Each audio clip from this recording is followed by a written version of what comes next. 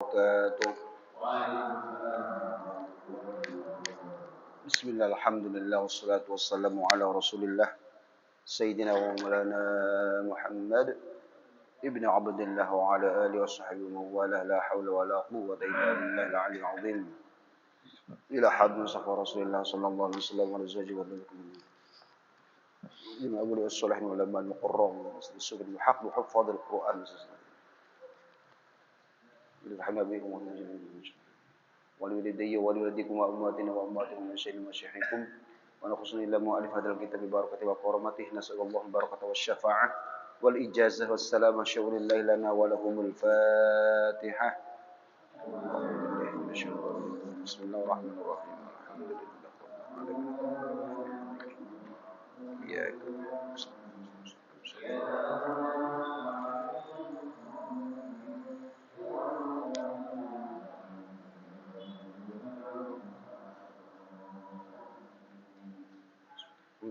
بسم الله الرحمن الرحيم اللهم افتح لنا حكمتك وانشر علينا رحمتك من خزائن رحمتك يا أرحم الراحمين رب اشرح لي صدري ويسر لي أمري واحلل عقدة من لساني يفقهوا قولي آمين. بسم الله الرحمن الرحيم كلام قديم لا يمل سماعه تنزه عن قول وفعل ونيات به أشتفي من كل داء ونوره دليل لقلبي عند جهلي وحيرتي فيا رب متعني بسر حروفه ونور به قلبي وسمعي ومقلتي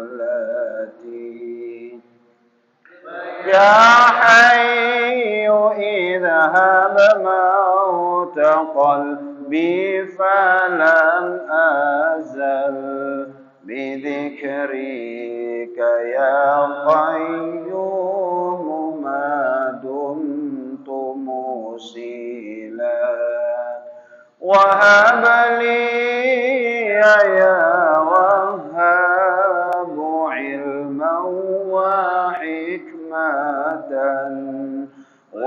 وللرزق يا رزاق كل مسهلا وصلي إلهي كل يوم وليلة على أحمد المختار من آل هاشم ثم ارزقني حفظه وأولادي عاملا بما فيه نافعا لدنيانا وملتي ببركات أحمد الشفيع غدا أجزل لنا أجر حفظه إلى يوم جنتي. بسم الله الرحمن الرحيم قال المصنف رحمه الله تعالى وأعاد علينا من بركاته وأمدنا بأسراره في الدنيا والآخرة آمين. Bismillahirrahmanirrahim. Kita lanjutkan pembahasan sebelumnya masih dengan judul Thariqun Najah atau Jalan Keselamatan. Yang hadis kemarin dari Mu'adz bin Jabal dan kita sudah tahu profil beliau secara singkat radhiyallahu anhu yang bertanya kepada Nabi tentang masalah amal yang bisa memasukkan ke dalam surga dan menjauhkan dari neraka. wa yuba'iduni minan nar. Begini, Sayyidina Mu'adz bertanya amalan yang bisa memasukkan ia ke dalam surga. Padahal dalam hadis Nabi, la yadkhula ahadukumul jannah bi'amalihi. Ya, kalian tidak bisa masuk surga dengan amalnya. Ya kan ya? Ada hadis Nabi itu. Sedangkan tadi pertanyaannya dari Mu'adz, ya Nabi, amal apa yang bisa memasukkan saya ke dalam surga? Sedangkan hadis Nabi yang lain ada nih bahwa Nabi mengatakan la yadkhulu ahadukumul jannah bi'amalika. Tidak akan masuk surga seorang dengan amalnya. Tadi pertanyaannya, amal apa yang bisa memasukkan saya ke dalam surga? Sepertinya bertentangan. Wala anta ya Rasulullah, tidak ada amal yang bisa masuk ke dalam surga kata Nabi. Engkau juga? Iya. Bukan amal saya yang bisa masukkan saya ke dalam surga kata Nabi. Wala ana illa ayyataghammadallahu birahmatih, kecuali Allah Subhanahu wa taala memberikan rahmatnya kepada saya. Jadi bukan amal yang memasukkan orang ke dalam surga, tapi pertanyaan Mu'adz adalah amal apa yang bisa menyebabkan saya bisa masuk surga gitu. Kata Nabi tidak ada amal yang bisa masuk surga. Nah, pertanyaan Nabi dijawab tuh oleh kanjeng Nabi. Jawabannya adalah amalan apa yang menjadi sebab orang masuk surga? Nabi jawab dulu oleh Nabi. Jawabnya begini. Kata Nabi, kamu telah bertanya sesuatu yang besar, ya, tapi akan dimudahkan oleh Allah yang besar ini. Kalau memang Allah mudahkan, Allah akan memudahkan hal berat ini bagi Allah yang Allah kehendaki. Pertama kata Nabi Shallallahu Alaihi Wasallam, jawabannya nih, ta'budullaha la tusyriku bihi syai'a. Pertama adalah amalan di mana kamu tidak pernah menyekutukan Allah dalam ibadahmu. Pertama itu, menyekutukan Allah dalam ibadahmu. Ini ada dua, Pak. Tapi ini semua amalan hati nih. Ta'budullaha ta'ala, kamu beribadah kepada Allah Subhanahu wa taala, la tusyriku bihi syai'a. Semua amalan hati yaitu ada syirik besar dan ada syirik kecil. Beribadah kepada Allah, menyekutukan Allah ada dua. Ada yang akbar, ada yang asghar. Yang besar yaitu menyekutukan Allah yang jelas ya, mempunyai kekuatan atau Tuhan selain daripada Allah. Selain daripada Allah. Ada dua kekuatan yang sama dengan Allah, itu namanya menyekutukan Allah. Misalkan ada orang Kristen menganggap bahwa Nabi Isa adalah anak Allah. Dan Isa itu dianggap sebagai Tuhan. Anak Tuhan dan menjadi Tuhan. Maria, atau dalam Islam Maryam. Nabi Isa kan ibunya namanya Maryam. Bukan Maria. Bukan Maria. Orang Kristen kan Isa Maria, Bunda Maria kan. Dalam Islam itu namanya Maryam. Isa bin Maryam. Kan begitu? Bukan Maria. Dan Maryam ini atau Maria yang oleh orang Kristen dikatakan sebagai Bunda Maria itu sebagai Tuhan Ibu. Oke. Itu namanya jelas syirik akbar ini. Punya keyakinan ada Trinitas, ada 3 Tuhan dalam satu. Orang Yahudi mengatakan Uzair anak Tuhan. Wa qala an-nasara wa yahudu Uzairun ibnullah wa qalatin nasara Masih ibnullah. Dzalika qauluhum bi afwahihim. Surat At-Taubah. Wa qalatil yahudu Uzairun ibnullah wa qalatin nasara Masih ibnullah. Dzalika qauluhum bi afwahihim yudahi'una qawla alladhina kafaru min qabl qatalahumullahu anna yufakun. Orang-orang Yahudi mengatakan Uzair anak Allah karena ketika Nabi Musa diangkat, Nabi Musa sudah wafat nih. Lama orang tidak pernah tahu kitab Taurat. Nabi Musa itu kitab apa namanya? Taurat. Kalau Nabi Dawud Zabur, Isa Injil ya. Lama tidak ada orang ngerti Taurat. Tiba-tiba muncul orang bernama Uzair. Uzair ini apal kitab Taurat. Apal.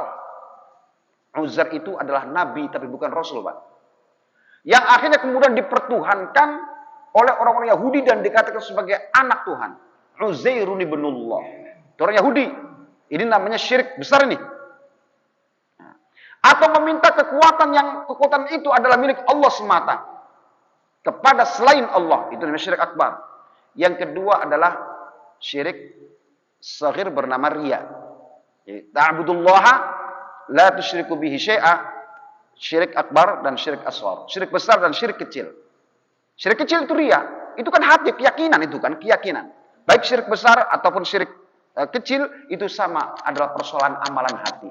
Jadi hati itu beramal juga, bukan hanya zahir, bukan hanya fisik, tapi hati juga ada amalan-amalan hati.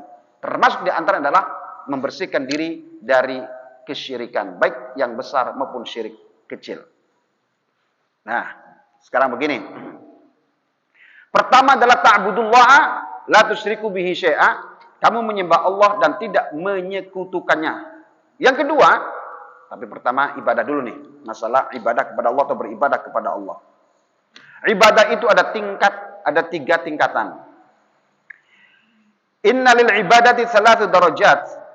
Ayyatiya biha tama'an fi thawab wa haraban minal iqab. Yang kedua, ayyatiya biha liyatasharraf bi ibadati khaliqihi wa yataladzadza bi ta'atih. Yang ketiga, ayyatiya biha haya'un minallahi wa imtithalan li amrihi wa ta'diyatan li syukrihi wa yara nafsahu muqassiran wa yakuna qalbuhu ma'a dzalika khaifan wa hadhihi a'lal maratib. Ibadah itu ada 3 tingkat. Pertama adalah orang yang melakukan ibadah kepada Allah tama'an fis thawabi wa haraban minal iqabi. Berharap pahala dan tidak mau disiksa. Ibadahnya kepada Allah itu karena berharap pahala dan juga tidak mau disiksa. Orang yang macam ini, tingkat pertama ini, kalau dia tidak diiming-imingi sesuatu, dia tidak akan mau beribadah kepada Allah. Misalkan, barang siapa yang membaca salat kepadaku 1 kali, kata Nabi, maka akan dibayar, bahkan akan diberi pahala oleh Allah salawat, dibalas salawat 10 kali. Nah, ini ada balasannya nih, ada pahalanya nih. Kalau tidak diiming-imingi itu, enggan bersolawat. Barang siapa man saqo mu'minan, saqahullahu yawmal qiyamati min rahiqil makhtum, kata Nabi. Barang siapa yang sedekah segelas air, maka nanti Allah akan balas dengan 1 botol minuman arak dari surga. Kita rajin sedekah karena ada itu tuh, berharap itu tuh. Orang yang beribadah kepada Allah dengan harapan-harapan di belakangnya, sawaban itu adalah ibadah yang tingkatan paling rendah. Ya, tingkatan yang paling rendah. Walaupun berharapnya kepada Allah, tidak mau disiksa. Jangan tinggalkan sholat, nanti disiksa oleh Allah di neraka. Sholat takut disiksa. Karena ada sesuatu itu tadi. Sholatnya dia, 1 dapat pahala, 1 nggak mau disiksa. Orang ini ibadah semacam ini kepada Allah sah sekali, tapi tingkatan yang paling rendah. Baca ini supaya dapat supaya ini ini gini. Ada anu-anunya. Kalau nggak ada anu-anunya, dia nggak mau. Nah.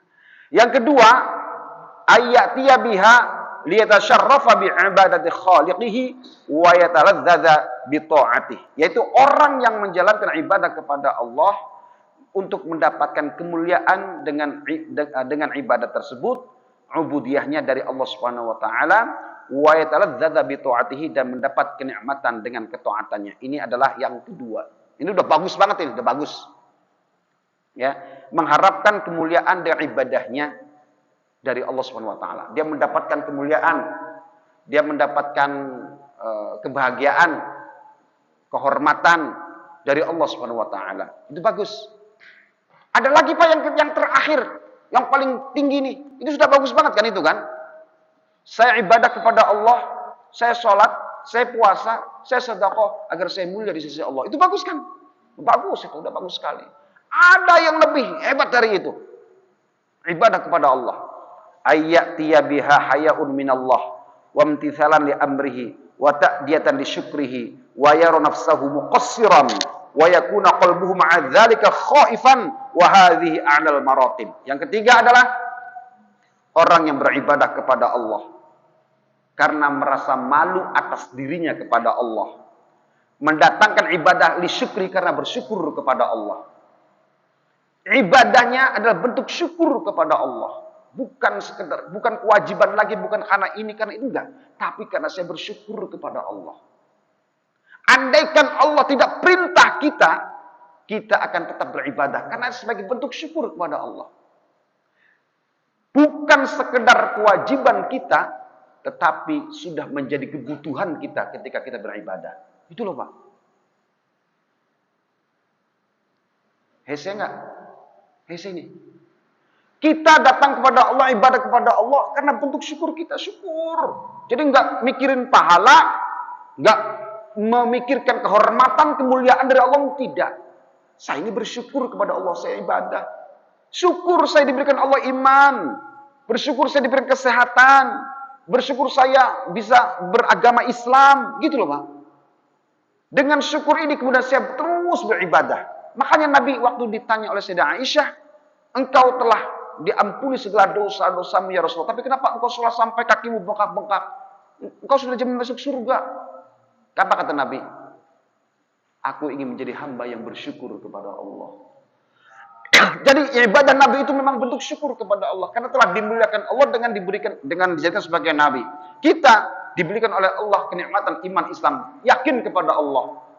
Berakidah yang sahih.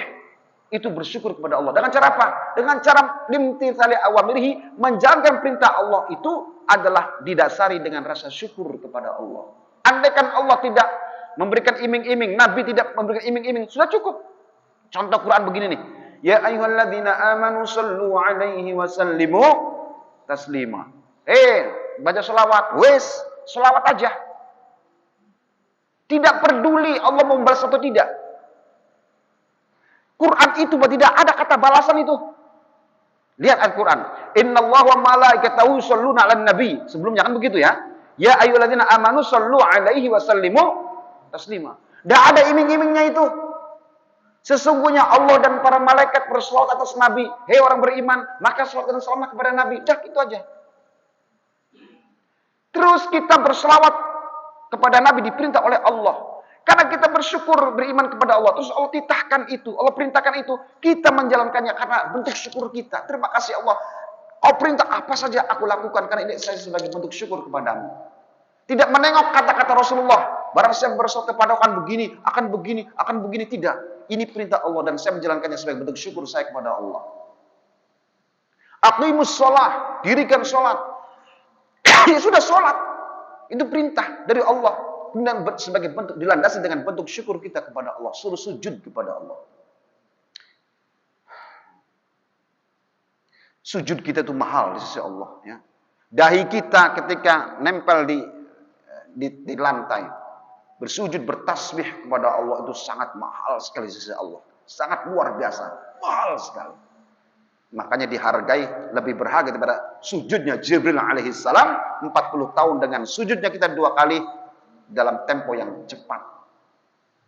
Baca tasbih 3 kali sudah cukup. Berapa detik gitu. Tapi lebih dimuliakan Allah, dicintai oleh Allah daripada Jibril yang 40 tahun lamanya sujud. Wa yara nafsahu muqassiran. Orang yang beribadah kepada Allah, dirinya selalu merasa muqassiran, gegabah, sembrono, merasa zalim. Jadi ibadahnya betul-betul datang kepada Allah adalah atas dasar dirinya, pengabdiannya kepada Allah Subhanahu wa taala. Wa yakuna qalbuhu ma'a dzalika khaifan. Hati disertai hati yang khaif, hati yang takut kepada Allah. Takut enggak diterima, makanya hati-hati ya ibadahnya. Takut enggak terima sedekahnya, harus dipasangkan ikhlasnya. Takut salatnya enggak diterima, dipasang niatnya yang betul. Takut baca Qur'annya enggak diterima, baca Qur'an yang benar, hati-hati, ikhlasnya dipasang kepada Allah. Terus wa hadza a'lal maratib, ini adalah tingkat yang paling tinggi. Jadi ada orang yang berhak pahala, makanya ada seorang sufiyah namanya siapa? Rabi'atul Adawiyah. Ya Allah, andai engkau tahu kalau ibadahku ini karena pengen masuk surga, tutup rapat-rapat surga itu buat aku. Ya Allah, andai kan engkau tahu ibadahku kepadamu karena aku tak mau masuk neraka, udah lempar saja ke neraka. Tidak ada masalah. Aku tuh ibadah pengen dapat ridhomu ya Allah. Andai kan saya di neraka, engkau ridho, saya itu bahagia sekali. Karena saya bukan karena neraka, surga ini bukan karena ibadah ini, karena ingin mendapatkan cintamu, ridhomu ya Allah. Tutup rapat-rapat surga itu buat aku. Kalau memang aku beribadah ini karena pengen masuk surga. Hilang surga, Pak. Pokoknya saya ibadah memang bentuk syukur kepada Allah, sujud, bertasbih kepada Allah, memuji-muji Allah, bertakbir membesarkan Allah. Itu saja. Kan hese, kita mah hese kayak gitu. Hese pisang. Yang kedua, kata Nabi Shallallahu Alaihi Wasallam, watuqimus shalah, yaitu mendirikan sholat. Huwa wa ma ba'dahu min atfil mughayyir al-ma'na al-awwal li ta'budu. Jadi watuqimus shalah, mendirikan sholat.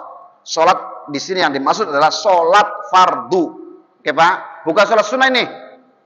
Sholat sunnah itu tambah-tambahannya. Ini adalah sholat fardu yang dimaksud.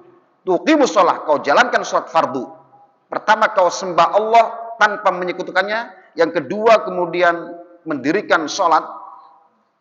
Wa mana iqamatiha bis sholati, wa mana iqamatiha, menjalankan sholat adalah al-ityanu biha fi awqatiha kamilatal wajibati wal adab. Kamu menjalankan sholat, yang dimaksud Nabi adalah dengan sholat di dalam waktunya, kemudian dengan adab. Nah, penting adab itu, kata Nabi, adab para ulama. Adab itu diantara adab apa? Adab sholat itu Pak, pakaian, gitu loh Pak. Zahirnya nih, kepala ditutup. Di Mesir tuh, karena budaya, orang sholat tuh nggak pakai kopiah itu biasa Pak. Nggak pakai itu biasa. Nah kita kurang etika itu, kurang adab kepada Allah. Maka pakai topi. Kepalanya botak, tidak pakai topi, dengan rambutnya jenggot, pakai topi ketika sholat. Secara adab bagus mana? Bagus yang punya rambut jenggot dengan apa? Dengan topi kemudian sholat daripada orang yang botak tanpa topi. Itu para ulama sampai segitunya. Sajadah ini, kalau kita bawa sajadah, jangan sampai kita sajadah dia nekuk nih. Itu orang-orang ulama dulu kayak gitu Pak. Jangan dengan kaki. Disepak, dibenarkan dengan kaki, sepak itu. Subhanallah. Ulama dulu, para aulia, para wali, ditata, ini sajadah, ini tempat saya untuk sujud kepada Allah. Ketika saja itu melengkong, terus kita tendang-tendang sama kaki, geser-geser sama kaki. Itu juga termasuk kurang adab. Ulama dulu kayak gitu. Susahnya bukan main. Itu adab. Baju badminton, jangan dipakai sholat dulu. Dari sawah, ya walaupun bersih, walaupun suci, adabnya dari pakaian, kopiah kita, pakai minyak wangi sholatnya, itu adab-adab zahirnya, belum adab batinnya. Subhanallah.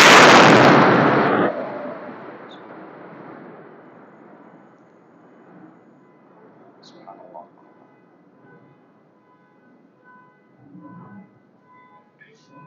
Itu mobilnya siapa itu kena?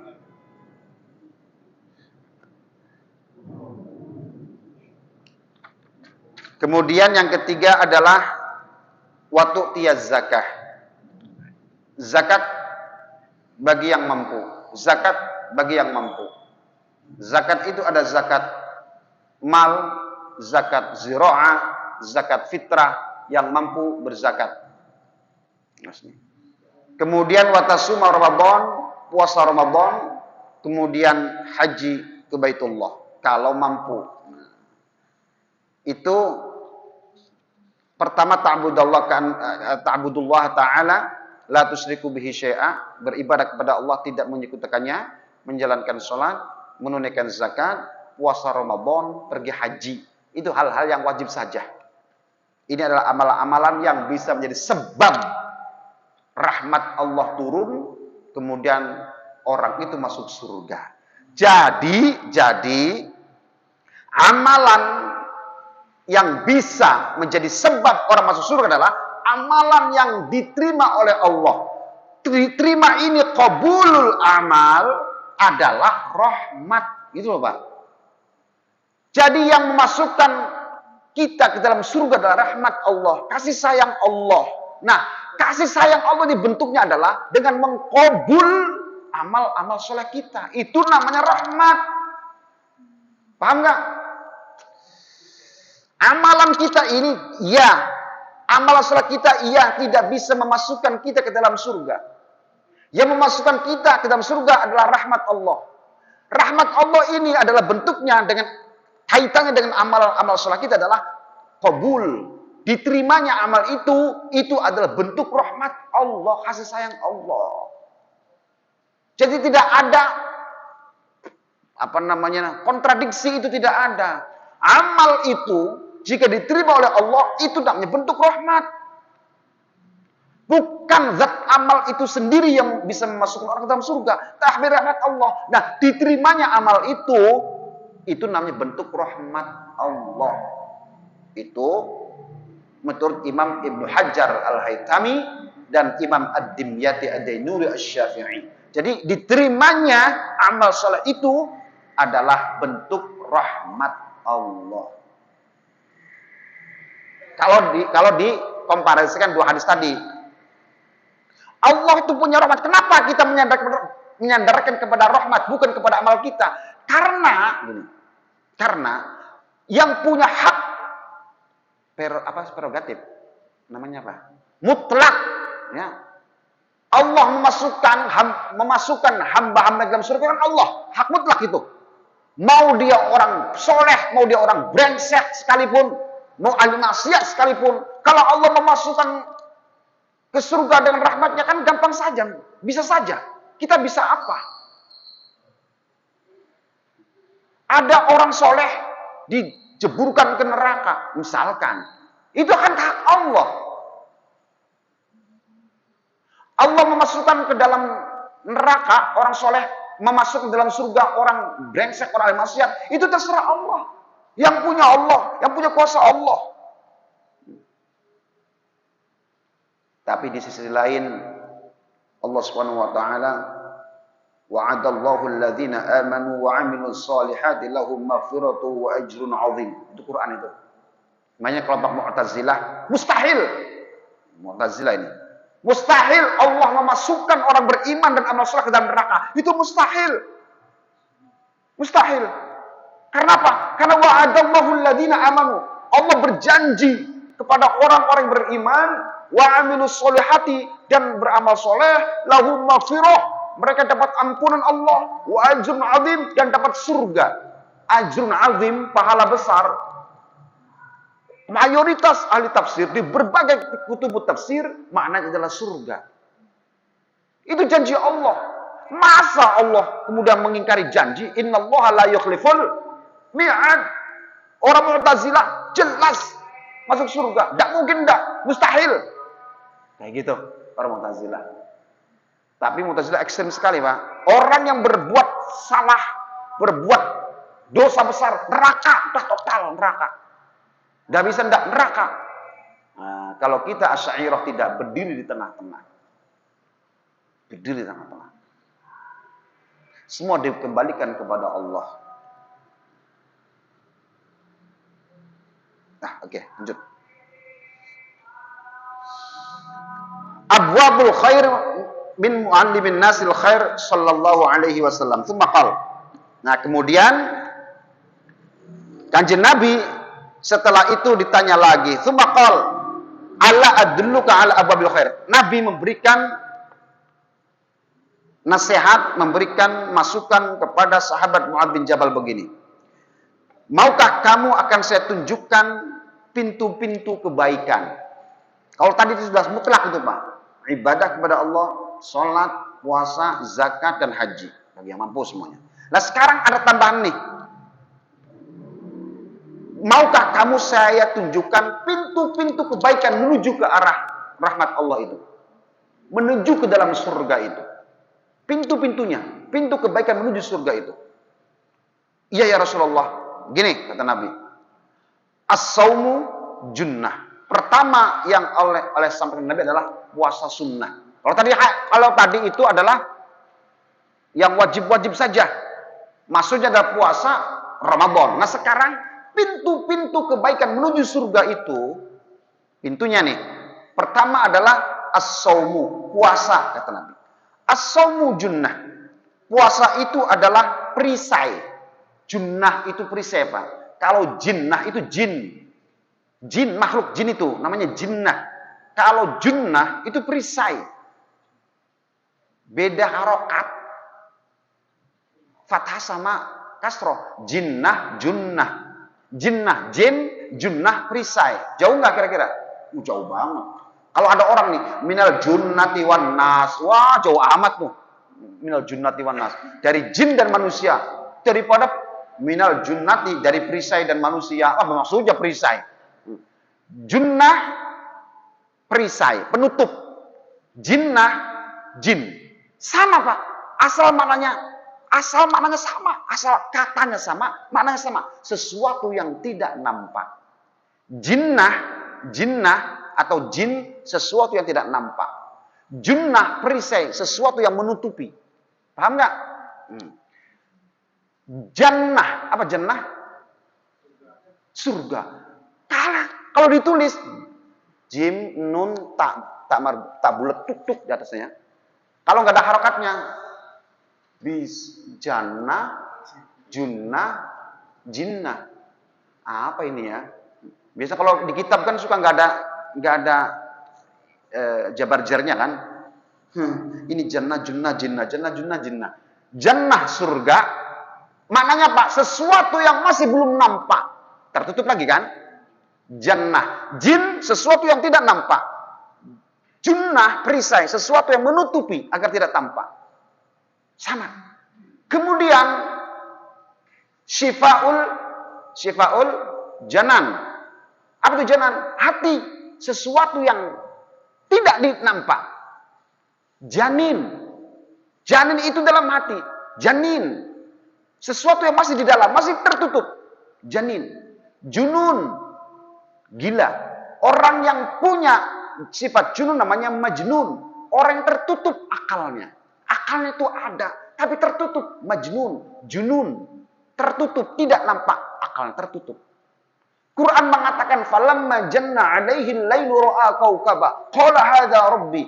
Nabi Ibrahim itu. Falamma janna alaihi lailu ra'a kaukaba. Ketika malam mulai merayap, Nabi Ibrahim melihat bintang. Wah, ini Tuhanku ini. Lagi waktu Nabi Ibrahim mencari Tuhan. Falamma janna alaihi lailu, ketika siang mulai merayap masuk malam, janna mulai menutup siang, jadi gelap. Jadi jin, jun. Jannah, jinnah, junnah, jannah itu sama semua. Asal maknanya sesuatu yang masih tertutup. Masya Allah, bahasa Arab itu repotnya bukan main, Mbak.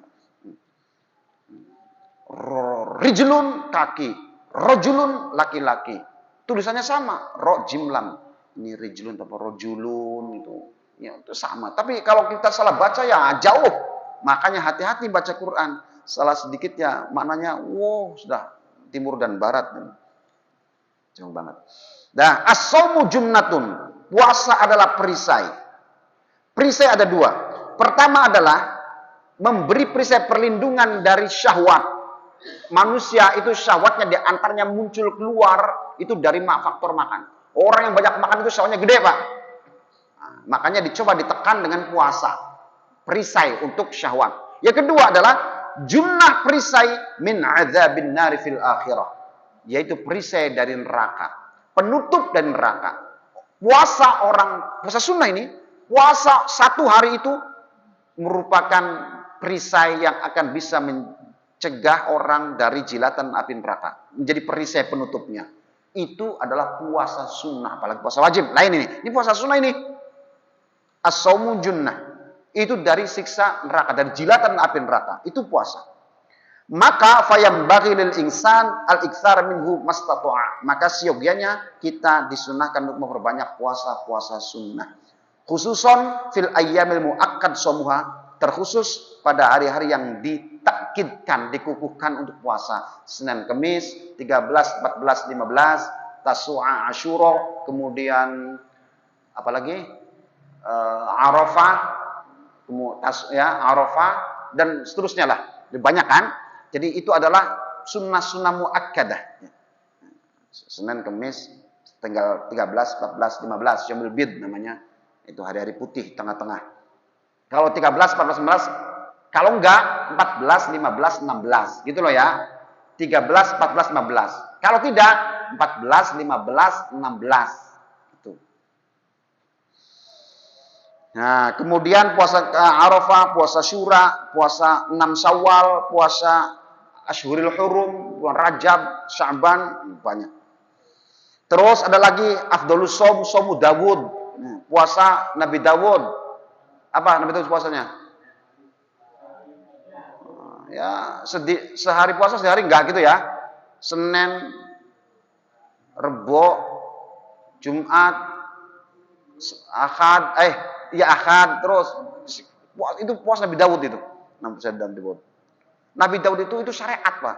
Coba bayangkan. Kalau sehari puasa kali enggak, setahun itu. Selamanya itu. Kalau setahun berarti berapa hari kalau dihitung harinya? Kalau 206, berapa? 206 365 hari. Kalau sehari puasa sehari enggak berarti 153. 153. Iya, 153 coba. Itu umatnya Nabi Dawud, dan Nabi Dawud itu syariat dari Allah seperti itu, Pak. Lah kita dalam setahun yang diwajibkan berapa hari? 29 atau 30 hari kan? Nabi Dawud itu banyak banget itu. Nabi Musa 40 hari. Kita 30 hari. Nabi Musa dan syariatnya untuk umatnya itu 40 hari itu. Lah kita 30 hari. Setiap umam itu puasa itu ada. Bukan hanya umat Islam ternyata. Yang lain juga ada tuh. Hindu ya ada sistem puasa gitu ya. Umat terus sama. Itu ibadah-ibadah. Puasa itu melatih jiwa sebenarnya.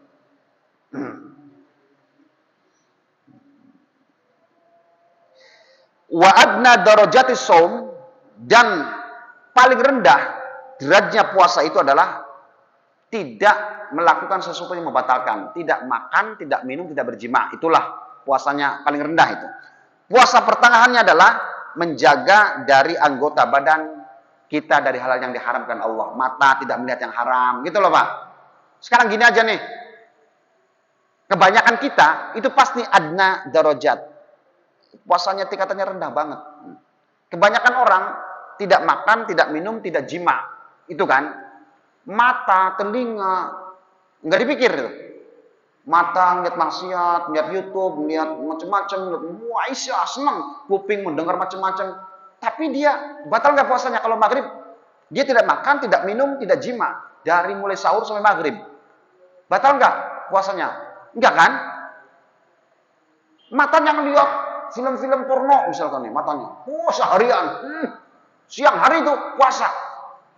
Enggak makan, enggak minum, enggak jima. Maghrib tuh, maghrib buka. Kira-kira puasanya batal enggak? Enggak batal. Syariat mah enggak batal, syariat mah enggak batal. Hakikat wallahu alam. Syariat mah enggak batal, enggak makan, enggak minum kan? Tapi membiarkan anggota tubuhnya dari dosa-dosa. Bagaimana hakikat puasanya? Puasa itu kan untuk menahan diri. Nah dia nggak nahan matanya. Nah wa a'laha, dan yang paling tinggi derajat puasa adalah ayyadumma ilaihi makaful qalb amma siwallah abada'al makhluqat.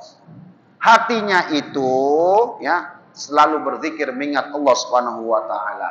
Selain tidak makan, tidak minum, matanya dijaga, hatinya juga memenuhi dengan zikrullah. Itu adalah puasa yang kamil, puasa yang sempurna. Matanya ditahan, telinganya ditahan dari hal yang diharapkan Allah, tidak makan, tidak minum, hatinya juga dipenuhi dengan zikrullah, baca Quran, tadarusan, gitu loh Pak. Itu adalah puasa yang tinggi. Nah, kita nanti lanjutkan dengan kajian selanjutnya masih di bab yang sama. Bismillahirrahmanirrahim. Allahumma inni astaudi'uka ma 'allamtanihi fardudhu ilayya 'inda hajati ilaihi wa la tunsinihi ya rabbal alamin. Subhanakallahumma bihamdik asyhadu an la ilaha illa anta astaghfiruka wa atubu ilaik. Bismillahirrahmanirrahim. Wal 'asri innal insana lafi khusr illal ladzina amanu wa 'amilus solihati wa tawassaw bil haqqi wa tawassaw bis sabr. Assalamualaikum warahmatullahi wabarakatuh.